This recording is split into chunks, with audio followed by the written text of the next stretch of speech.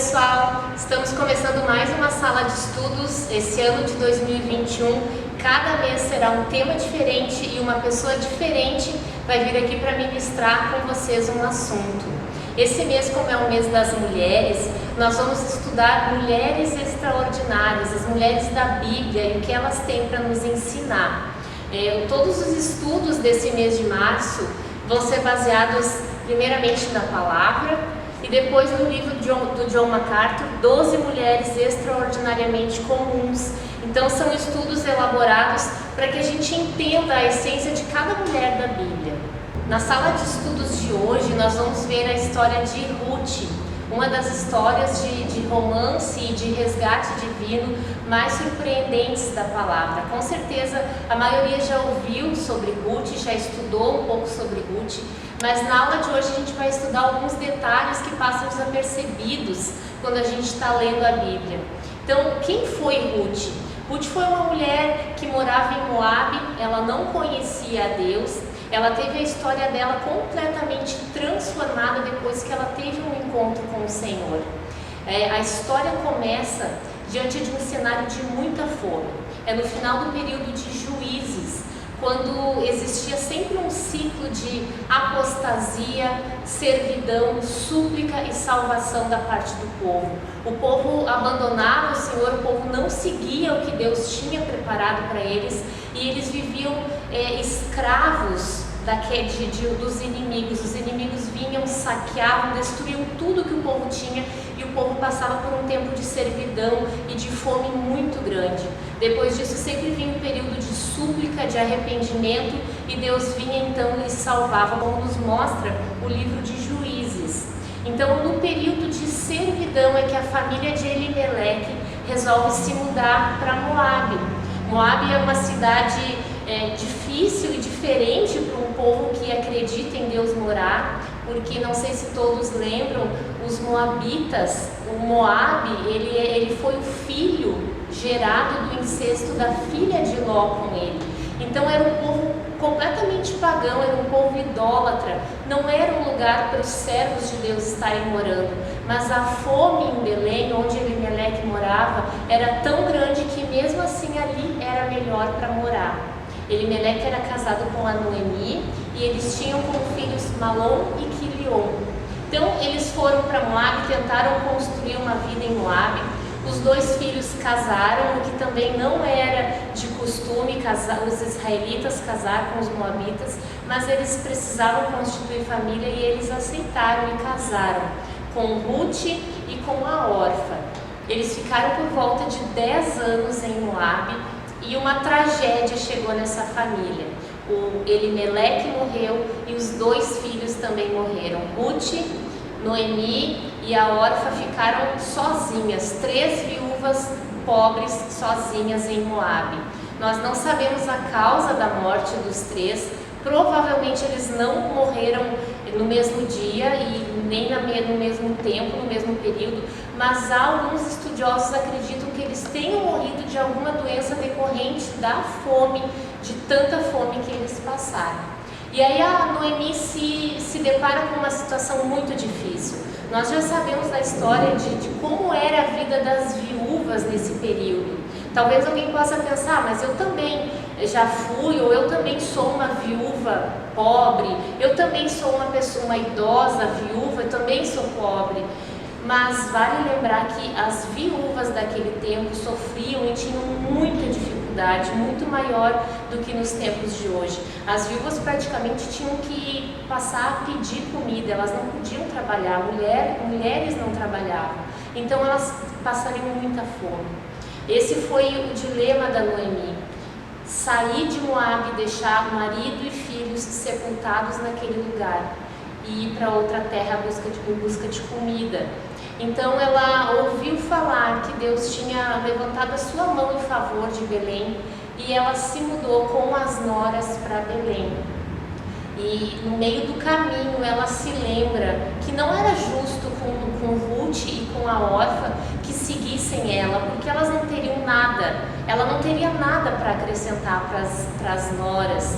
Ela era realmente muito velha, já muito idosa, ela era pobre e ela estava indo para a terra dela. As duas não conheciam Belém, não sabiam o que era, onde era Belém, e elas mesmo assim acompanharam a Noemi. Mas a Noemi insistiu, então, no meio do caminho: voltem para a terra de vocês, voltem para o Deus de vocês, a família de vocês é em Moabe, fiquem lá. E as duas choraram muito e pediram: não, nós queremos ir contigo.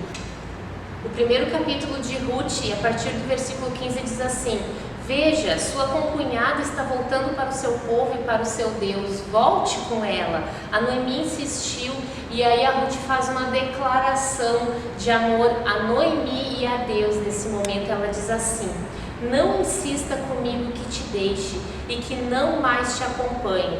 Aonde fores, irei, onde ficares, ficarei. O teu povo será o meu povo e o teu Deus será o meu Deus. Onde morreres, morrerei, e ali serei sepultada. Que o Senhor me castigue com todo o rigor, se outra coisa que não há morte me separar de ti. A Ruth fez uma das confissões de fé que talvez a Noemi não tivesse ouvido dela ainda. Ela teve tempo, apesar de ter nascido em Moabe, ela teve tempo, no tempo que ela passou com a família de Noemi, de conhecer o Deus de Noemi. E nesse momento ela diz: eu quero seguir o teu Deus. E aí Deus começa a mudar a história da Ruth, por isso que é uma história de redenção da nossa vida. Desse momento em diante, a Noemi não insistiu mais com a Ruth. Elas estavam unidas para sempre. Em Belém, então, corre a notícia de que a Noemi está voltando. Isso mostra que Noemi era conhecida já naquele povoado e conhecida em Belém. Elas se estabeleceram lá naquela cidade nova para Ruth. E Ruth, totalmente destemida e uma pessoa proativa, chegou para Noemi e disse: eu vou colher espigas no campo. E a Noemi disse: vai, minha filha. E essa atitude de Ruth agora, a gente precisa prestar muita atenção, que às vezes passa despercebido. A Ruth disse: vou colher espigas. Quantas vezes nós estamos passando por desertos e por algumas situações difíceis e nós não conseguimos ter uma atitude como a de Ruth: eu vou fazer, eu vou me levantar, eu estou passando fome, a minha sogra está passando fome, eu cansei de passar fome em Moabe, em Belém, eu não vou passar mais. Deus também deu para ela essa energia, essa força e esse fôlego novo. E lá no capítulo 2 começa uma transformação de vida na história de Ruth. Será que nós não estamos passando por algum período, algum momento de fome, seja ela espiritual, seja ela na área financeira, seja ela na área emocional, mas nós não estamos tendo fôlego, energia e disposição de dizer: eu vou me levantar e eu vou sair daqui. Se ela não tivesse saído de casa naquele dia, a história dela não teria tomado o rumo que vai tomar daqui para frente. Ela chegou, então, foi colher espigas na plantação de um homem chamado Boaz. Nesse momento ele não estava ali. E vale lembrar que existe uma lei que está lá em Deuteronômio, que diz que tudo que caísse da plantação, seja das sobras, seja ao natural, ou seja dos feixes carregados, deveria ser deixado no chão. É como se fosse um auxílio da época para os mais pobres. Então as pessoas mais pobres poderiam ir lá e pegar toda aquela comida, e a Ruth sabia dessa lei, por isso ela foi e ela começou a catar espigas que caíam do chão. Depois que Boaz chega e fica sabendo quem é Ruth, ele foi falar com ela e ele diz assim: tu pode colher todas as espigas que sobrarem, e além disso pode tomar a água que eles juntarem também, e eu mandei os meus segadores não tocarem em ti. Então ele passou uma segurança para ela naquele momento. Quando Boaz chegou na plantação, primeiramente ele saudou todos os segadores dele, dizendo: o Senhor esteja com vocês. E eles responderam: o Senhor te abençoe. Talvez a gente tenha passado sem entender, sem notar que ele era um homem temente a Deus, porque quem chega para os seus funcionários e diz: o Senhor esteja com vocês, né? Então ele era um homem temente a Deus, ele servia a Deus, e ele era respeitado por esses segadores, por esses trabalhadores dele. Então o Boaz diz para Ruth, explica para ela que ali nessa plantação ela está segura, e ele ainda diz: fique só aqui na minha plantação, não vá para os outros lugares. E ela faz uma pergunta tão interessante, ela fica curiosa, que ela diz assim: por que achei favor em seus olhos? O que eu fiz para merecer tudo isso? E Boaz responde para ela no versículo 11, 12, ele diz para ela assim: contaram-me tudo o que você tem feito para sua sogra, que você deixou seu pai e sua mãe, que você perdeu seu marido e você veio para uma terra que você não conhece. O Boaz ouviu falar da Ruth e ele gostou da história da Ruth. Ele entendeu que por ela ter feito isso, acompanhado uma mulher idosa, pobre, viúva, que não tinha mais, ela não precisava mais ter esse compromisso com a Noemi, e ele entendeu o caráter de Ruth.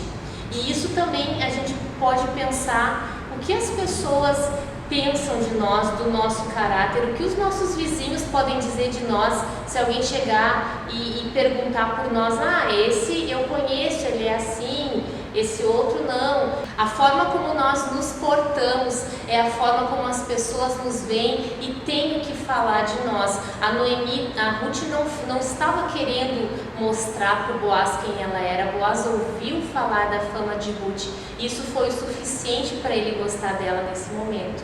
Então a Ruth termina de colher todas as espigas possíveis, leva para Noemi fica provavelmente muito feliz com tudo aquilo. E aí a Ruth conta: sabe que eu cheguei na terra de um homem, e contou toda a história, e ele é o Boaz.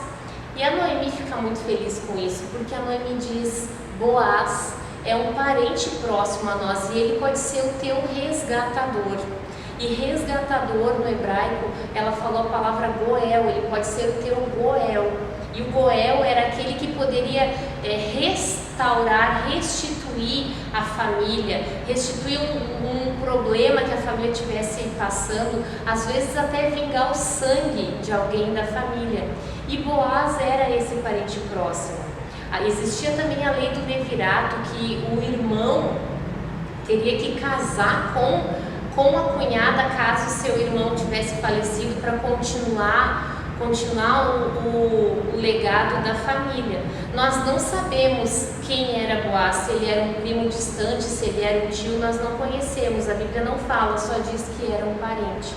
Então a Noemi dá para Ruth uma dica muito interessante, e algo que parece ser tão diferente do que nós imaginamos hoje, um conselho diferente, e a Ruth seguiu esse conselho diferente da Noemi.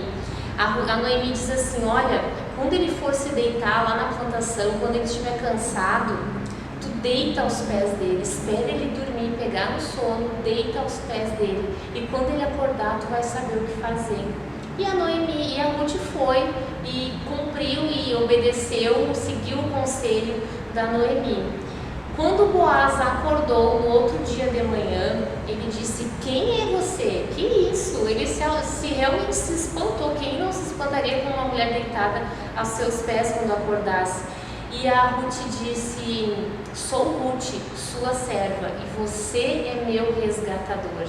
Ela teve a coragem, ela teve talvez a audácia de dizer: eu sou sua serva e você é o meu resgatador. O que na verdade a gente pode ver como um pedido de casamento da Ruth para o Boaz, algo bem diferente mesmo. E aí Boaz responde para ela: o Senhor te abençoe, minha filha, mas há um outro que é parente mais próximo do que eu e tem direito a mais do que eu, então eu vou falar com ele, mas fica tranquila.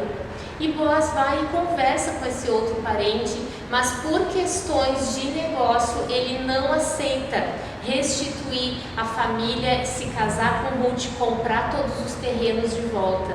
E Boaz se casa com Ruth. E a história dela é completamente transformada, porque nesse momento Ruth passa a entrar para a genealogia de Jesus. Ruth e Boaz têm um filho que se chamou Obed.